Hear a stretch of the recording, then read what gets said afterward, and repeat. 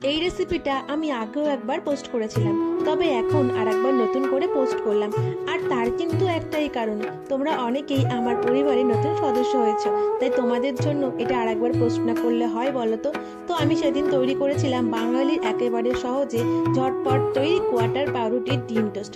আর এটা তৈরি করার জন্য আমি একটা বাটির মধ্যে দুটো ডিম ফাটিয়ে নিয়েছিলাম। এরপর তার মধ্যে একে একে পেঁয়াজ আর কাঁচা লঙ্কা দিয়েছিলাম, স্বাদ মতো লবণ দিয়ে এটাকে ভালো করে কিন্তু মিক্সড করে নিয়েছিলাম। আর এখানে কিন্তু ক্যাপসিকামও দিতে পারো, আমার কাছে ছিল না তাই সেই সময় আমি আর ব্যবহার করিনি। তারপর চাটুটা ভালো করে গরম করে নিয়ে রুটিগুলোকে কিন্তু বেশ সুন্দর করে সেঁকে নিয়েছিলাম। আর আমি তো এখানে কোয়াটার পাউরুটি দিয়েছি, তোমরা কিন্তু চাইলে স্লাইস পাউরুটিও দিতে পারো। তারপর এটাকে ভালো করে সেঁকে নিয়ে আমি নামিয়ে নিয়েছিলাম। এরপর সেই তাওয়াতে পরিমাণ মতো রিফাইন তেল দিয়ে তেলটাকে ভালো করে গরম করে নিয়ে ডিমের মিক্সচারটা তার উপরে দিয়ে রুটিগুলোকে দিয়ে হাত দিয়ে ভালো করে চেপে নিলে এপিট ওপিট উল্টে নিলেই তৈরি হয়ে যাবে বাঙালি ঝটপট তৈরি কোয়াটার পাউরুটির ডিম টোস্ট। সাথে একটু